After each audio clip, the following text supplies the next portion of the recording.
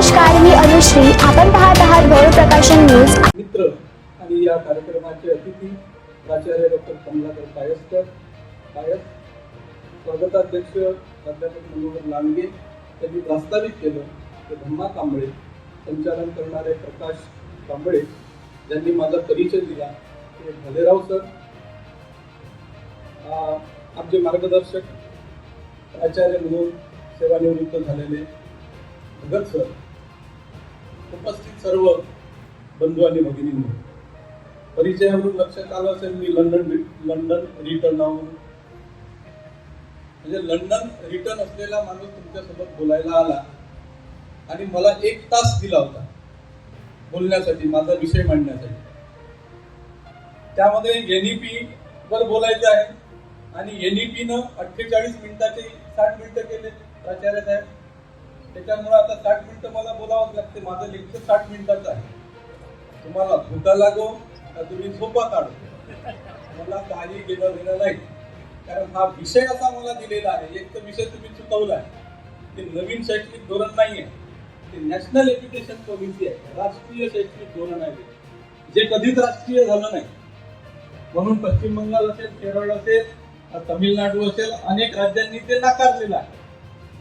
अशा चुकीच्या विषयावर एका चांगल्या माणसाला तुम्ही बोलावलं. आता विषय चुकीचा कसा झाला?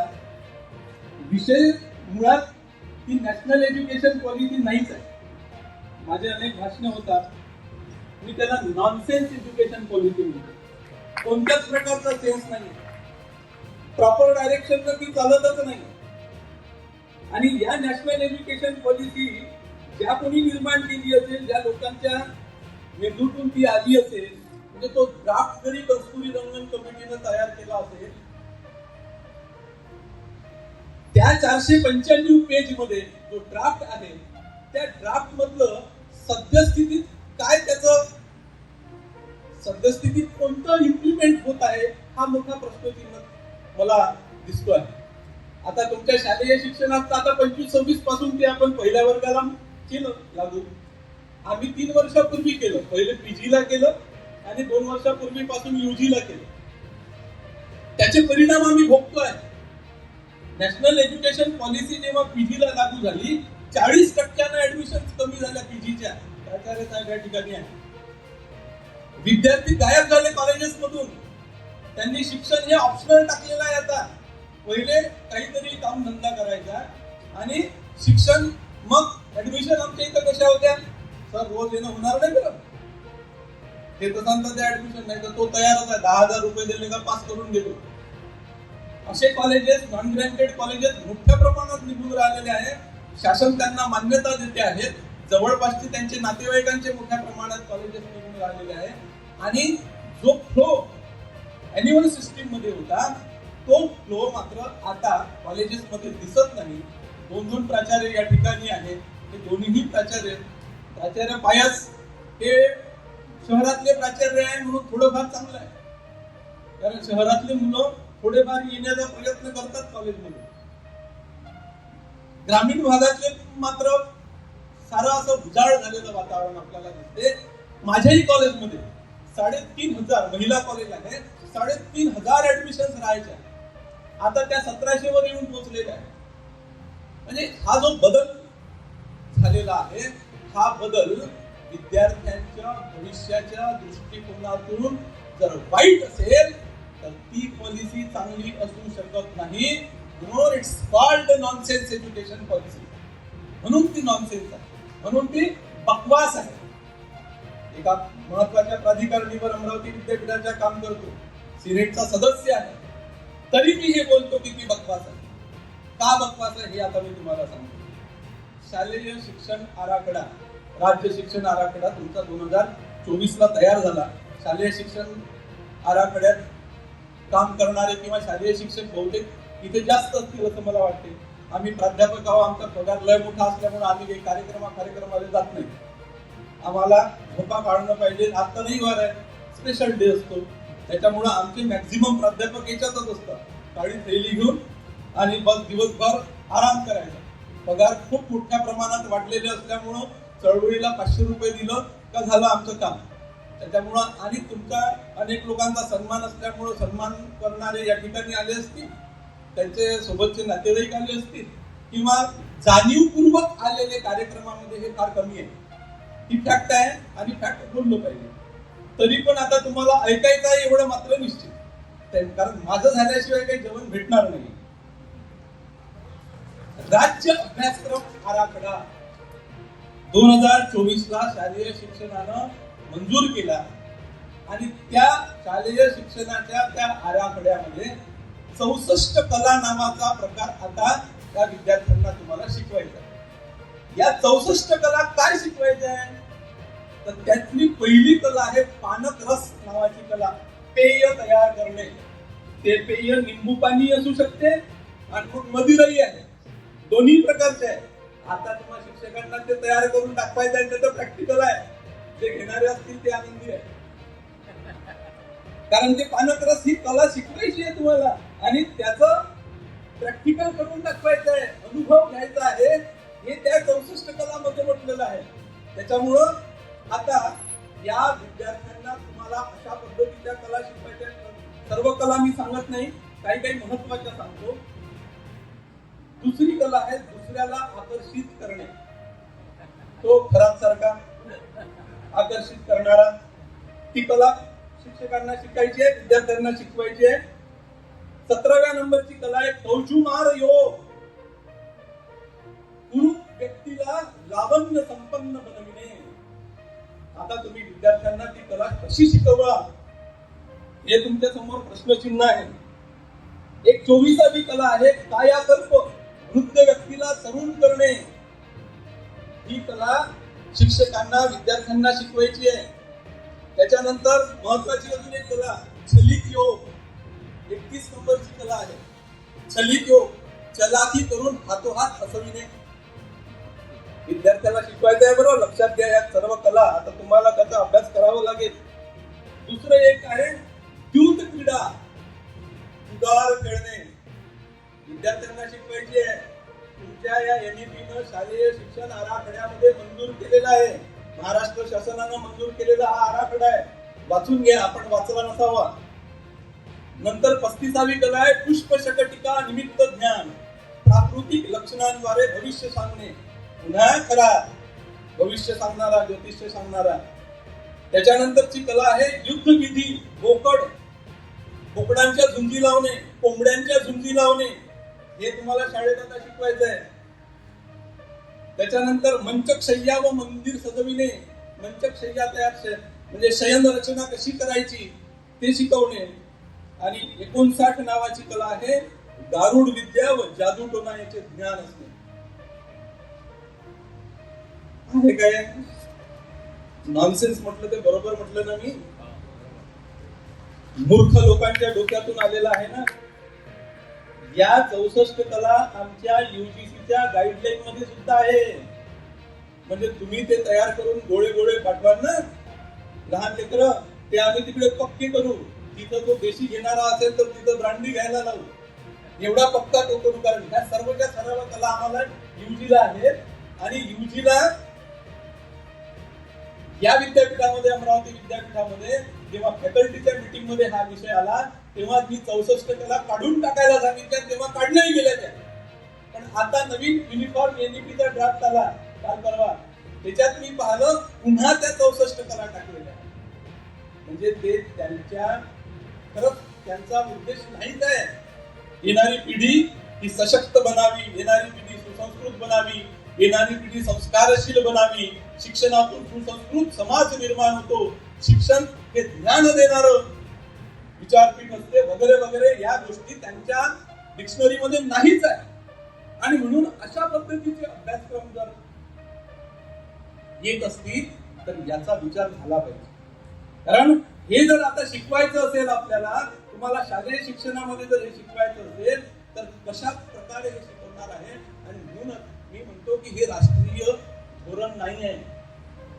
पहिल्यांदा हे कोणाच्या तरी संघटना, व्यक्ती यांच्या महत्वाकांक्षेनं तयार झालेला आहे. त्यांची संघटना किंवा ते व्यक्ती असं म्हणतात की आमची संस्कृती या ठिकाणी रुजली पाहिजे.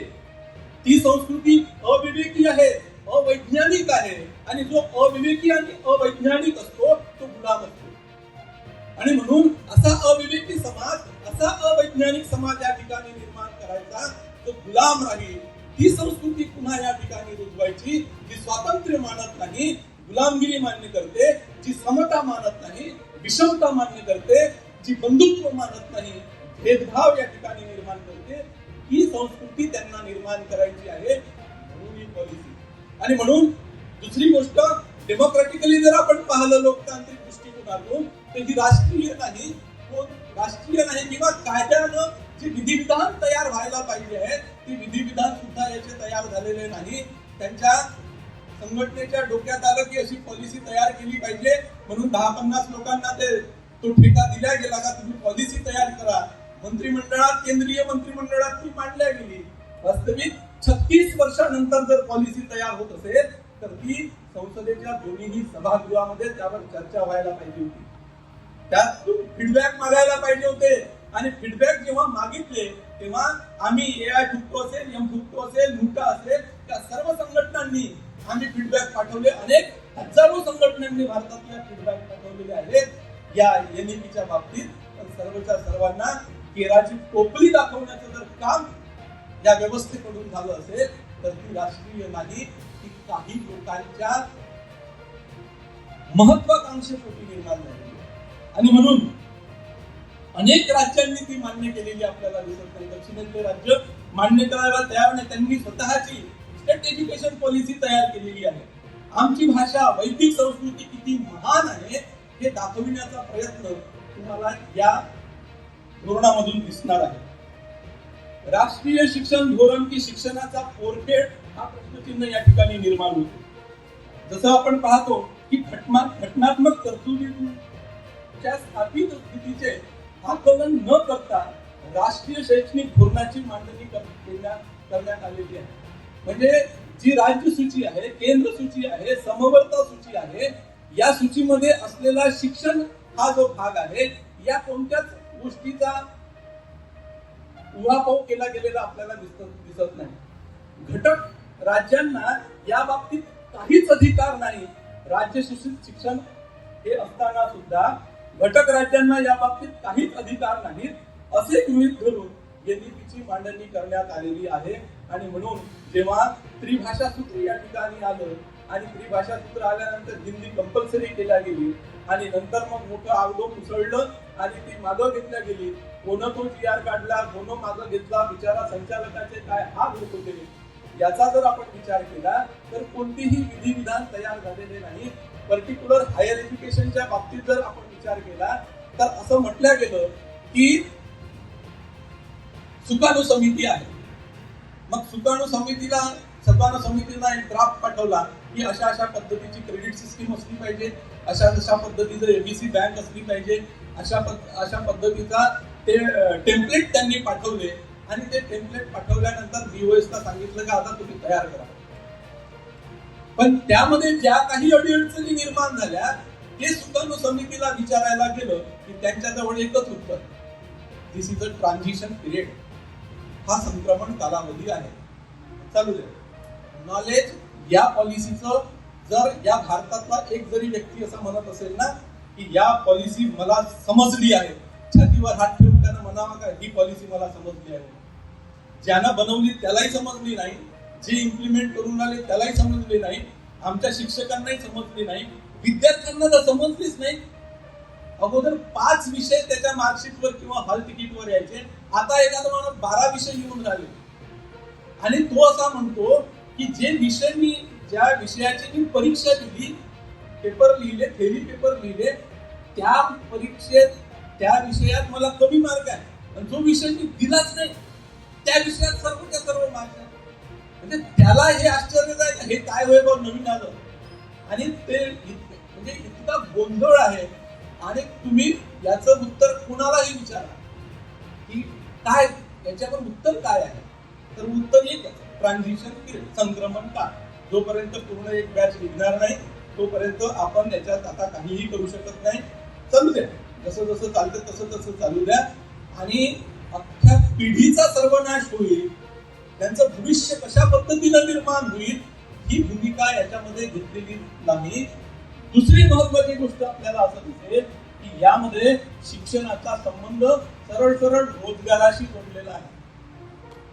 शिक्षण म्हणजे रोजगार आणि तो संबंधच मुळात चुकीचा आहे.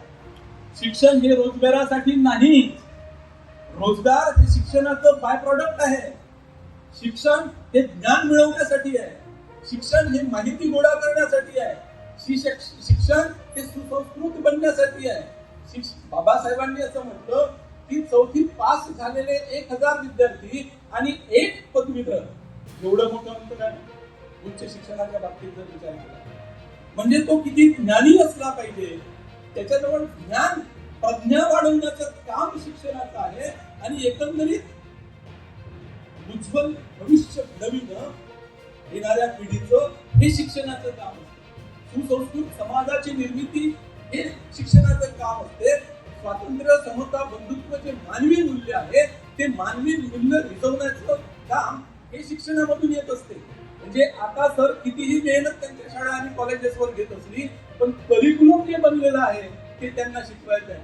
जरी तुम्ही तुमच्या अवांतरेच्या बाबासाहेब सांगत असाल तरी त्यांना दारू बनवणं शिकवावंच लागते, त्याच्या करिक्युलम मध्ये आहे.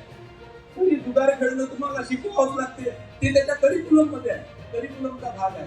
म्हणजे ह्या विद्येची देवता ही सरस्वती आहे की सावित्री आहे?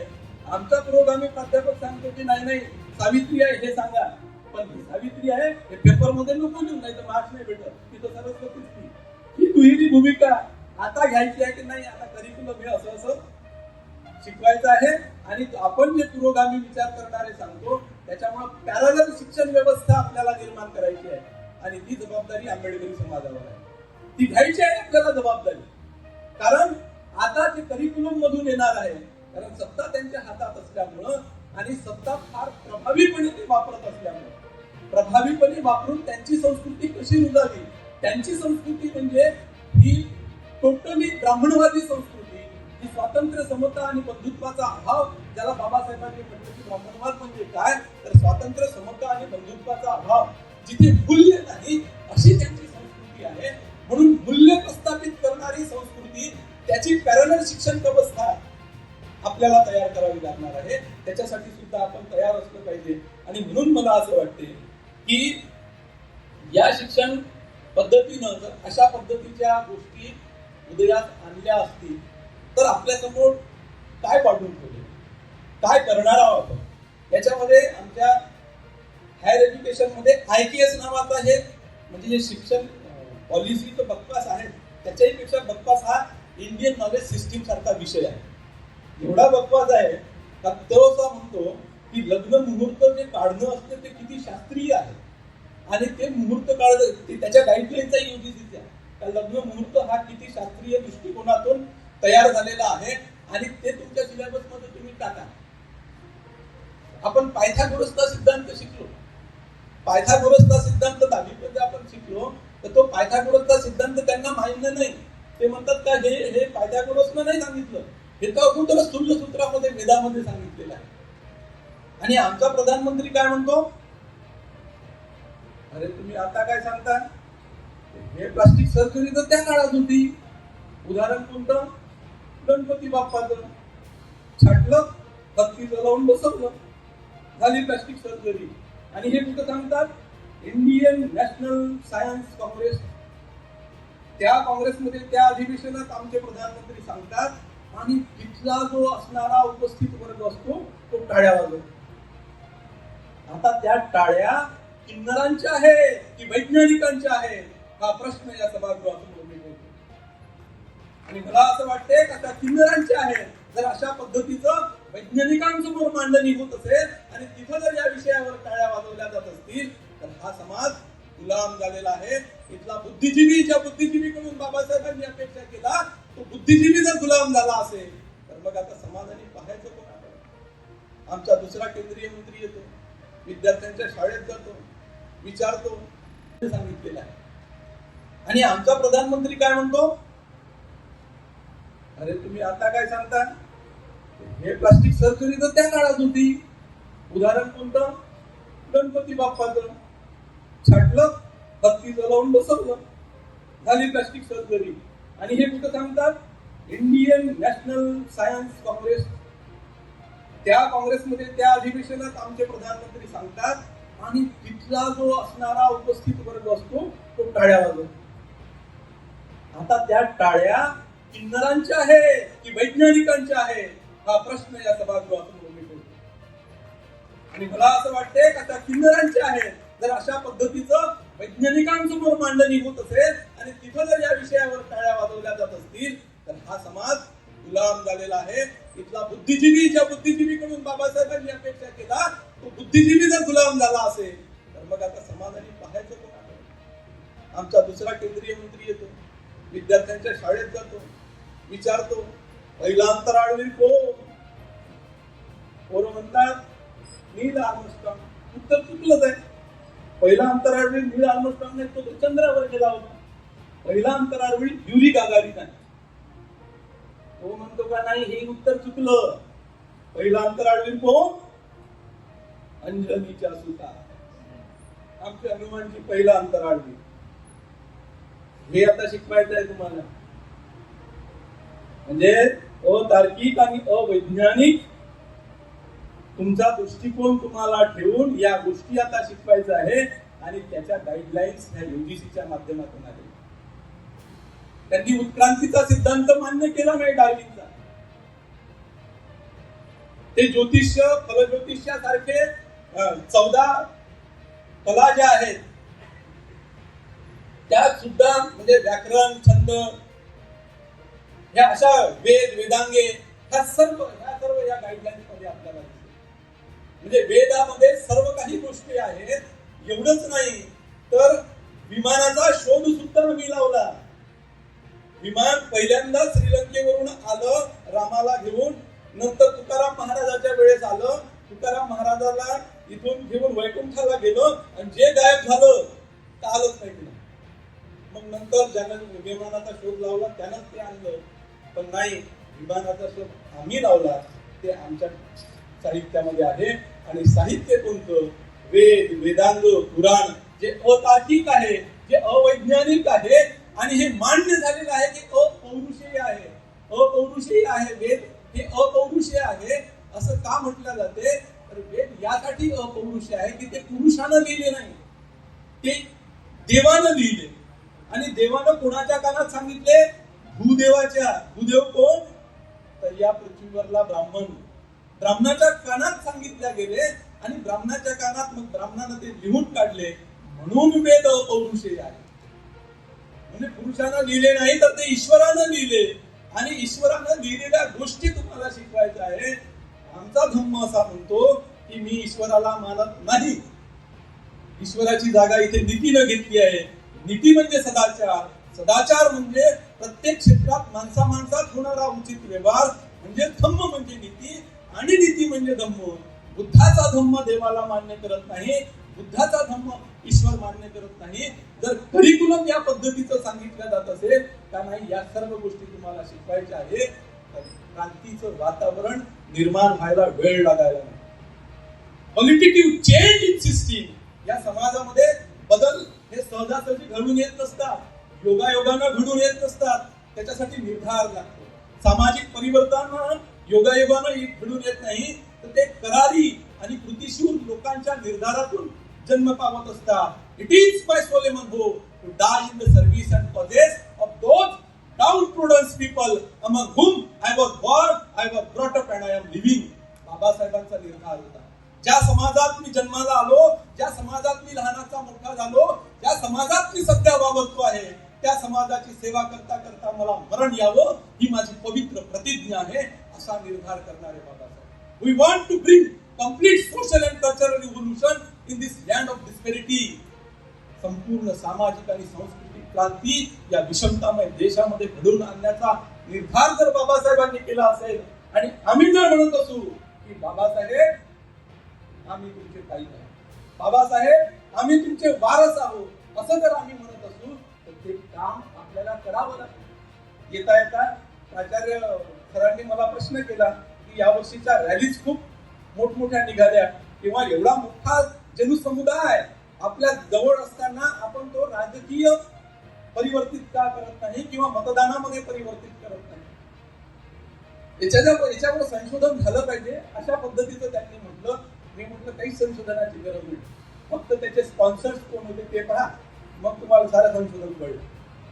स्पॉन्सर करणारा दुसरा असतो, स्पॉन्सर करणारा नगरसेवक असतो, तिथला आमदार असतो, किंवा समाजातलाच एखादा दलाल असतो त्या पक्षाचा, वेगवेगळ्या राजकीय पक्षांचा, वेगवेगळ्या संघटनांचा, आणि तो असे प्रोग्राम स्पॉन्सर करतो. 1.5 लाख रुपये डीजे साठी त्या दिवशी घेतले जातात. जो डीजे 25 आणि 50 हजारात मिळतो, 1.5 लाख रुपये घेतले जातात. आणि वस्त्यांमधून जर 1.5 लाख रुपये त्या डीजे वर खर्च केला जात असेल तर तो पैसा कुठून येतो? आणि त्या डीजे वर नाचणारा जो 75% समाज असतो तो कोणत्या गुंगीत असतो हेही आपल्याला माहित आहे. या सर्व गोष्टींचं आपल्याला निरीक्षण करायचं आहे, तरी लढायचं. भीमा तुझ्या मताचा माणूस शोधताना, भीमा तुझ्या मताचा माणूस शोधताना, माणूस तुझ्या मताचा मी का न होऊ शकलो. लोक तुझ्या मताचे 5 शोधताना, लोक तुझ्या मताचे 5 शोधताना, सुरुवात स्वतःपासून मी का न करू शकलो. घातकांच्या वागण्याने होऊन व्यथित मी, घातकांच्या वागण्याने होऊन व्यथित मी, माझ्यातलाच भीम मी कावणे करत गेलो. इंदू रमेश गंगाधर तू पाहिले मरताना, इंदू रमेश गंगाधर तू पाहिले मरताना, तुझा राजरत्न मी का न होऊ शकलो. संविधान भारताचे आणि तू दिला तो धम्म, संविधान भारताचे आणि तू दिला तो धम्म, हे 2 शस्त्र घेऊन लढण्या मी निघालो. निर्धार वाचविण्याचा जनन मानसांना, निर्धार वाचविण्याचा जनन मानसांना, मनुस्मृती पुन्हा एकदा जाळण्या मी निघालो. मनुस्मृती पुन्हा एकदा जाळण्या मी निघालो. ही मनुस्मृती आचरणारा वर्ग मोठ्या प्रमाणात या ठिकाणी निर्माण होत असेल. 25 डिसेंबर 1927 ला बाबासाहेबांनी जी मनुस्मृती जाळली ती वारंवार आपल्याला जाळावी लागेल. ते अशा करिक्युलमच्या, अशा एनईपीच्या माध्यमातून जर येत असेल तर आपल्याला त्यावर पायबंद घालावा लागेल. त्याच्यासाठी जन आंदोलन करा, त्याच्यासाठी रस्त्यावर या. शिक्षक संघटनेचा एक पदाधिकारी म्हणून आम्ही त्या पद्धतीची तयारी संघटनेच्या माध्यमातून चालवलेली आहे. पण इथला पालक वर्ग अजूनही अनभिज्ञ आहे. त्याला असं वाटते का माझा पोरगा शिकून राहिला, माझी पोरगी शिकून राहिली, पण काय शिकून राहिली, कशासाठी असते degree. Higher education means that education to occupy the strategic post in the state. मुख्याच्या जागा बळकवा, मुख्याच्या जागा आपल्याला बळकवायच्या असेल, पण मुख्याच्या जागा जर लॅटरल एंट्रीनं भरल्या जात असतील तर आमची समान संधी कुठे आहे. आम्हाला जी संधी, समान संधी, जी वास्तविक वागणुकीतील समानता जी म्हटलेलं आहे, वास्तविक समानता जी म्हटलेलं आहे, जी समान संधी न येते ती समान संधी कुठे. आम्ही आर्थिक दृष्टिकोनातून कुठं आहोत. कारण या देशाची 70% संपत्ती 1% लोकांच्या हातात असेल तर बाबासाहेबांच्या राज्य समाजवादाचं काय. तो राज्य समाजवाद या ठिकाणी शिकवल्या तर जातो बाबासाहेब आंबेडकर थॉटच्या माध्यमातून, पण तो इम्प्लिमेंट केला जात नाही. बाबासाहेबांनी दिलेले भारतीय संविधानात राज्यनीतीचे मार्गदर्शक तत्वे एक अशी समाज व्यवस्था निर्माण करायला सांगतो जिथे सामाजिक न्यायाची रुजवणूक होईल, प्रस्थापना होईल, पण ते होताना आम्हाला दिसत नाही. निश्चित घटना बदलवल्या जाणार नाही. मेश्राम साहेबांनी म्हटल्याप्रमाणे घटना बदलवल्या जाणार नाही, तिचा ढाचा बदलवल्या जाणार नाही. पण हे असं जर आलं नॉनसेन्स एज्युकेशन पॉलिसी सारखं तर लोकांचे असे माइंड तयार होईल, गुलामांचे असे माइंड तयार होईल की ते म्हणतील की नाही आम्हाला ही एज्युकेशन सिस्टीम नाही पाहिजे, आम्हाला मनुस्मृतीच पाहिजे, मनुस्मृतीप्रमाणेच आम्हाला वागायचं आहे. आणि हे होऊन राहिलेलं आहे. 15,000चं जरी सिलेंडर झालं तरी मी घ्यायला तयार आहे असे म्हणणारे सुद्धा लोक या देशामध्ये आहेत. आणि म्हणून असं शिक्षण या देशामध्ये किंवा या जगामध्ये जेवढ्या काही क्रांत्या झाल्या आणि जे जे हुकुमशहा निर्माण झाले, या हुकुमशहांनी पहिल्यांदा शिक्षण व्यवस्था नासवलेली आपल्याला दिसते.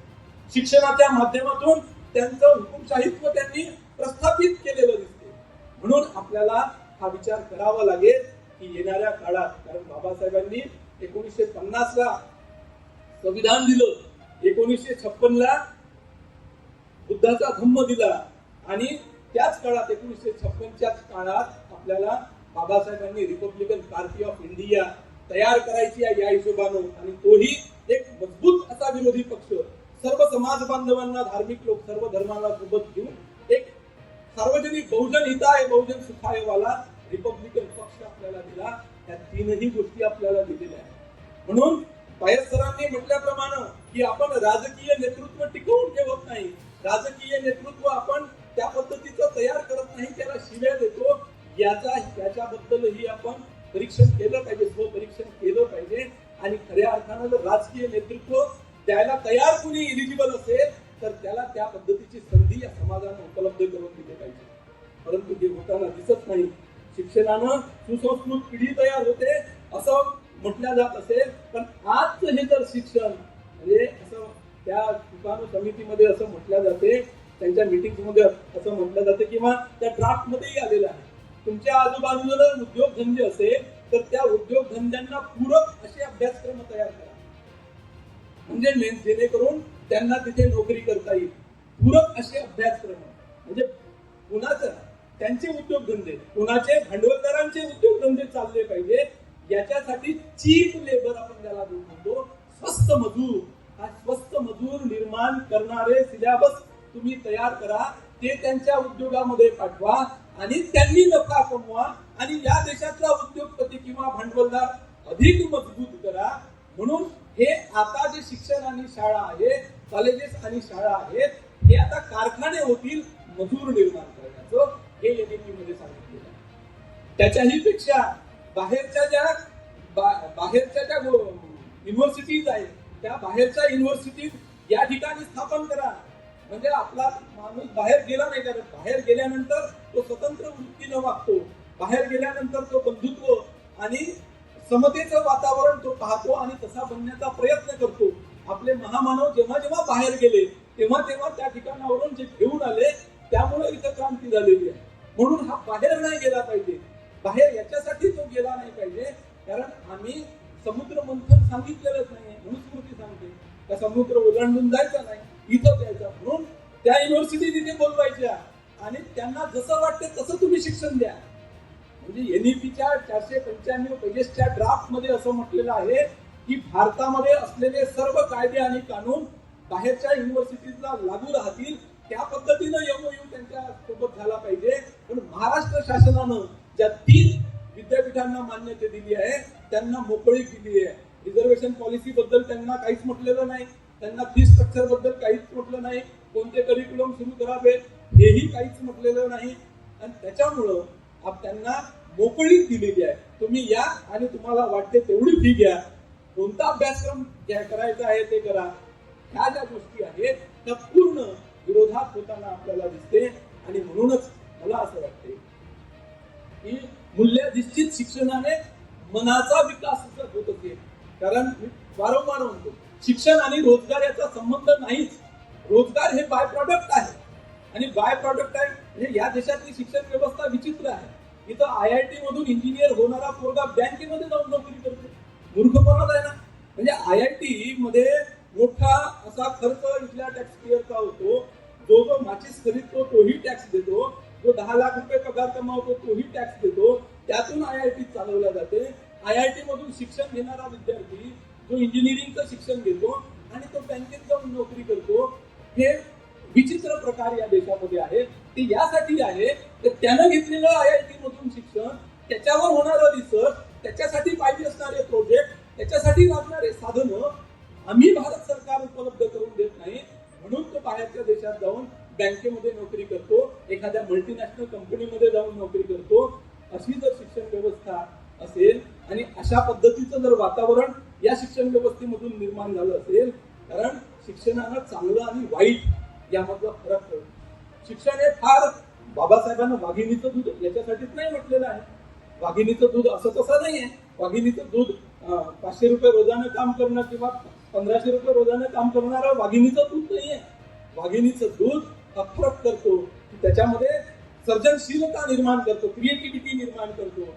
एवढंच नव्हे तर त्याच्या मनाचं कल्टिवेशन, म्हणजे कल्टिवेशन ऑफ माइंड हा महत्वाचा शिक्षणाचा उद्देश. तो शिक्षणाचा उद्देश NEP मध्ये पूर्णतः आपल्याला नष्ट झालेला दिसतो. अनेक उदाहरणं आपल्याला सांगता येईल. शिक्षण हे फक्त काही वाचन आणि लेखन आणि परीक्षेपुरतं मर्यादित नाही.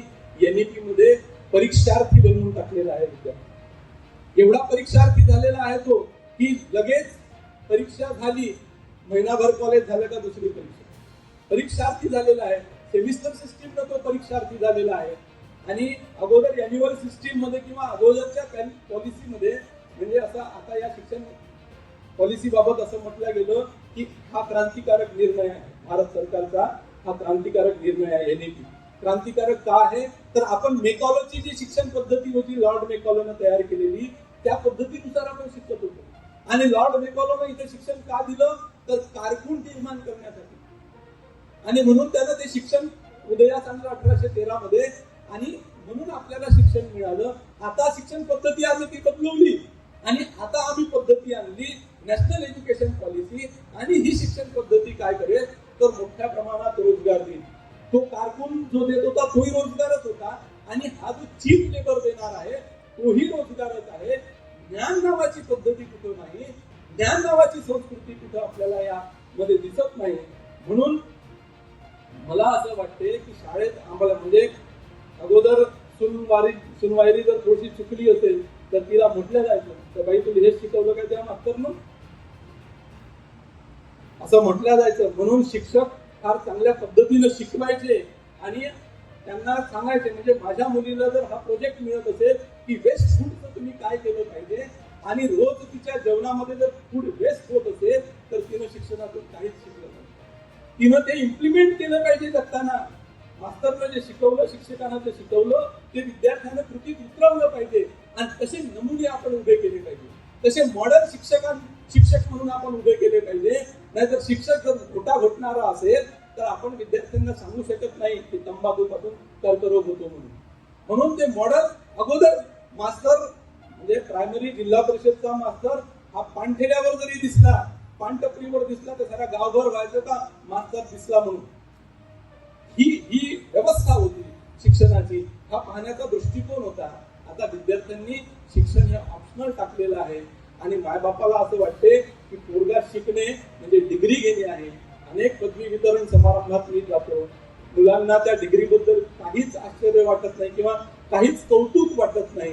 त्यांना तो कागद फक्त पाहिजे असतो. कागदानं डिग्रीनं एखादी पदवी घेतल्यानं ते शिक्षण होत नसते. शिक्षण हे कृतीत उतरलं पाहिजे. शिक्षण मनुष्याला मनुष्यत्व बहाल करतो. मनुष्य जन्मतः स्वतंत्र आहे हे शिक्षण सांगतो. कारण बर्ट्रांड रसेल असा म्हणतो की आपल्या निश्चित ध्येयापर्यंत पोहोचण्यासाठी प्रतिबंधाचा अभाव म्हणजे स्वातंत्र्य. हे प्रतिबंध कोणतेच नसावे. त्याला जर स्वातंत्र्य पाहिजे असेल, मनुष्य हा जन्मतः स्वतंत्र आहे. मनुष्य इज इक्वल टू स्वतंत्र हे गणित आहे, हे सूत्र आहे. म्हणून कोणताच प्रतिबंध नको. त्याला स्वातंत्र्याने जीवन जगायचं असेल तर बाबासाहेबांनी तर आपल्याला आरक्षण नावाची सुविधा उपलब्ध करून दिली. सुविधाचा अभाव आपल्यामध्ये राहिलेला नाही आहे तर सुविधाचा भाव आलेला आहे. सुविधा बाबासाहेबांनी वेगवेगळ्या उपलब्ध करून दिल्या म्हणून आपण स्वतंत्र जीवन जगत आहोत. आणि तो इतरांसोबत समतेनं बंधुत्वानं वागला पाहिजे. मनुष्य म्हणून आपण समाजाचे घटक आहोत म्हणून आपले काही कर्तव्य आहे याचे भान शिक्षणानं आलं पाहिजे. शिक्षणानं माणूस अशा पद्धतीचा बनला पाहिजे की त्यानं असं म्हणायला पाहिजे की आहट से हम पहचान लेते हैं कौन कितने पानी में है जान लेते हैं. तू चला था मुझे जहर पिलाने शायद तुझे मालूम नहीं. मैं अब पानी भी पीता हूँ तो छान लेता हूँ. मैं अब पानी भी पीता हूँ तो छान लेता हूँ. आपणास हे व्याख्यान कसे वाटले कमेंटमध्ये अवश्य लिहा. गौरव प्रकाशन चॅनलला लाईक करा, शेअर करा, सबस्क्राईब करा. धन्यवाद.